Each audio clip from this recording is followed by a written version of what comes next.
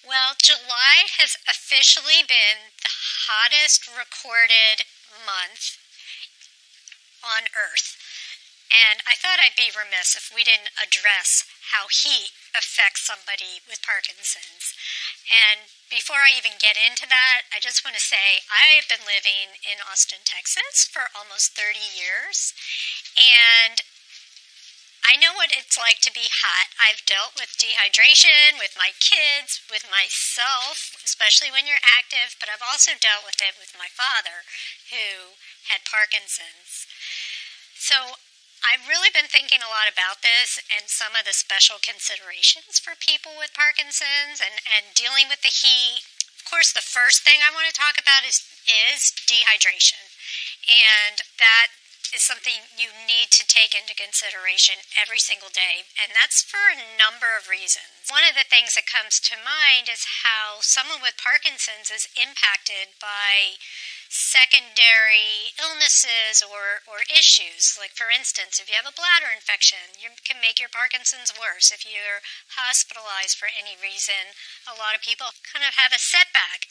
Dehydration can also cause that, and of course that can happen with the heat. And then one of the biggest concerns that I have for people is orthostatic hypotension, which is a symptom that not everyone deals with, but it is a problem when someone's blood pressure drops rapidly, and it's because of the autonomic dysfunction that can be caused from Parkinson's. It can also be caused purely from some of the medications that you might be on. What happens with orthostatic hypotension, the symptoms you might feel are lightheadedness or dizziness, and somebody might observe you getting a blank look on your face, all of a sudden stop talking mid-sentence. Often that will happen as you're changing position. So you might get up from bed in the morning and all of a sudden you pass out, or you fall down, or you just start wobbling. It can happen just a transition from seated to standing. So these are things that are really concerning, of course, can lead to falls and can be dangerous. So some of the things that I really want you to think about are how you can stay hydrated. Think about what some of the complications are that you're dealing with when it comes to drinking a lot of water. I know a lot of people do not want to be drinking water all day long. If you're feeling dehydrated, you know you need to drink water, but what about if you're also having bladder incontinence? So there's that balance, because a lot of people, they don't want to drink that much because they're afraid they're going to have to go to the bathroom. And or they may feel, there's certain times of the day where it's hard to walk. I mean, you might feel slower, your medications are wearing off, and it's hard to make it to the restroom. So maybe being on a schedule could help you. Another big issue I see for people with Parkinson's, with the heat that we're suffering from, is social isolation, depression, anxiety about the state of the world. I mean, that's something that a lot of people are dealing with.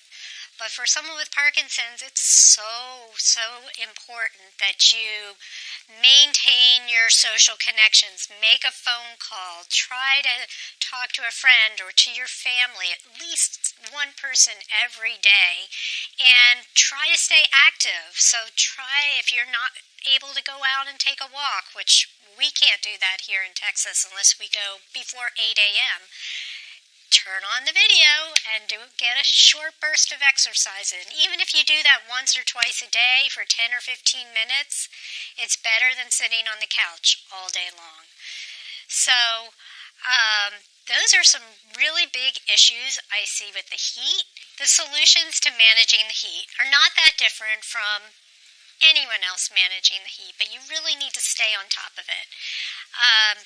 You need to try to stay in a cool place. If you have air conditioning, of course, keep your air on, use a fan, wear light clothing, and try to stay active, try to socialize, try to keep up those important connections. And then the big one, the one we've been talking about for the most of the time, is staying hydrated. And on that note, I just want to show you several water bottle options. These are all from our office staff, and everyone has their favorite. I hope you find your favorite because you need to have it by your side all day long. So first of all, we have this one that Zoe and Garden loved. This one has a straw and it's insulated. So some people find having a straw with their water bottle really helps them keep drinking all day long.